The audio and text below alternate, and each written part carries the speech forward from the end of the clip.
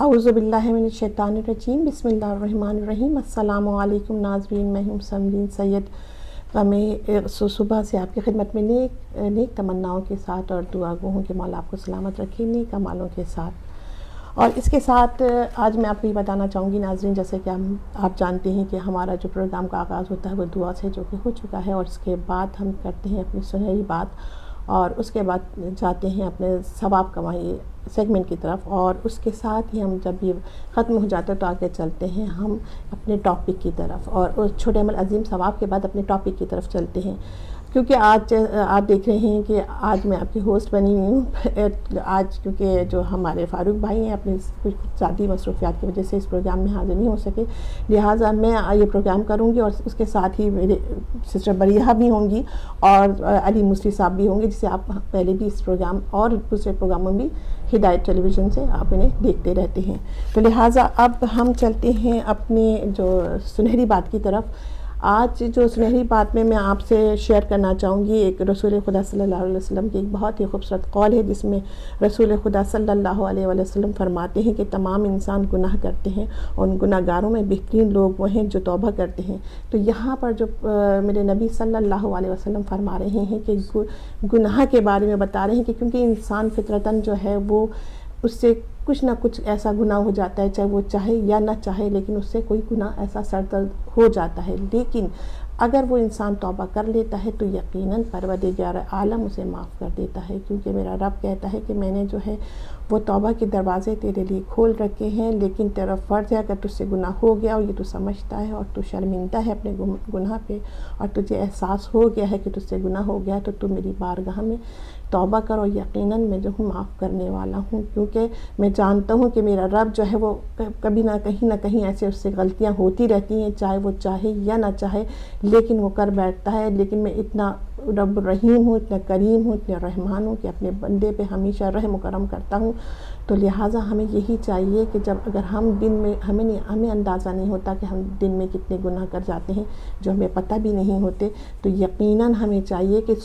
اگر ہم دن میں اس کا احساس نہیں ہوتا اپنی مصروفیات کی وجہ سے، تو لیکن یہ بات ہم ضرور یاد رکھیں کہ سونے سے پہلے ضرور استغفار کر لیں، کیونکہ جب آخری وقت تک جو ہے وہ فرشتہ جو ہے جو گناہوں کو یا اپنے جو نیک کام کریں اس کو لکھنے کے لیے ہوتا ہے، اس کو یہ اجازت نہیں ہوتی، خاص طور پر جو گناہ کرتے ہیں اس کے لیے کہ روک کے رکھتا ہے پروردگار عالم کی،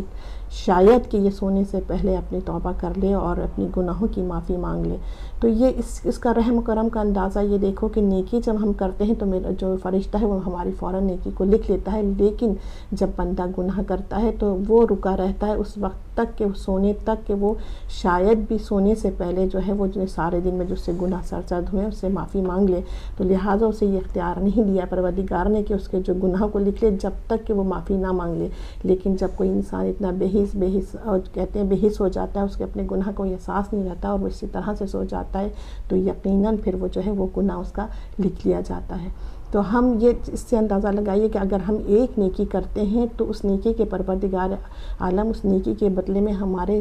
10 نیکیوں کو لکھتا ہے، لیکن جب ہم ایک گناہ کرتے ہیں تو اس گناہ کا صرف جو ہے ایک ہی گناہ کو لکھتا ہے۔ تو یہ بھی اس کے رحم و کرم کی دیکھیں ایک بہترین جو ہے وہ ہمیں مثال ہماری دنیا میں کہ کتنا رحیم و کریم ہے اپنے بندے پہ۔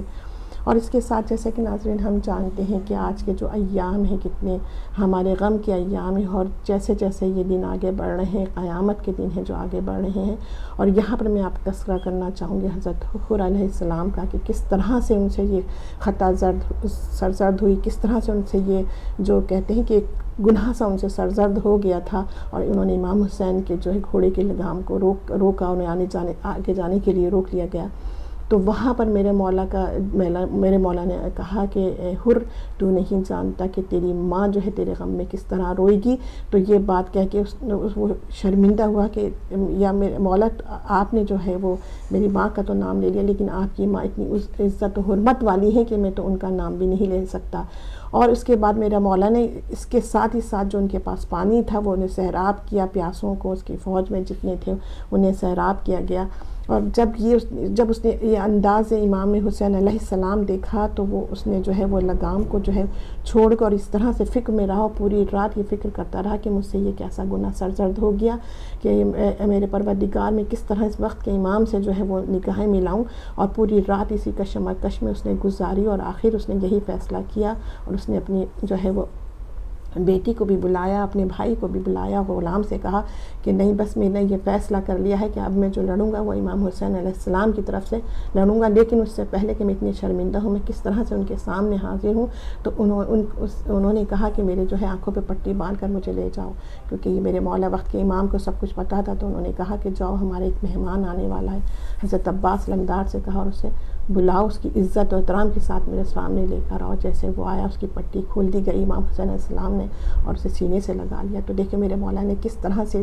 اس تھوڑی جو اس کی غلطی ہوئی تھی، جسے آپ سمجھ لیجئے کہ اس گناہ تھا، لیکن وہ کس طرح سے دھل گیا، میرے مولا نے اسے کس طرح معاف کر دیا اس کے گناہ کو، اور کس طرح سے وہ جو ایک جنت کے راستے پہ واپس آ گیا، ایک جو دوزخ کی طرف جا رہا تھا، کس طرح سے پل میں نہ اس کی جو جہنم کا راستہ تھا وہ جنت میں بدل گیا۔ تو لہٰذا یہ وہ ہستیاں ہیں جو اگر ہم سے یقیناً اگر وہ جو ہمیں اپنے اعمال کر کے دکھاتے ہیں، جو بتاتے ہیں، ہم اس پہ عمل نہیں کرتے، تو ہم ان کے وسیلے سے اگر پروردگار سے جو ہے وہ مانگے تو یقیناً جو ہے وہ پروردگار ہمیں معاف کرنے والا ہے۔ جی، تو اب اس کے ساتھ ہم چلیں گے ایک چھوٹے سے جی اس کے ساتھ ہم اب چلتے ہیں اپنے جو ہے ایک دوسرے اس سیگمنٹ کی طرف، وہ اس کا جو ہے وہ ثواب کمائیے کی طرف۔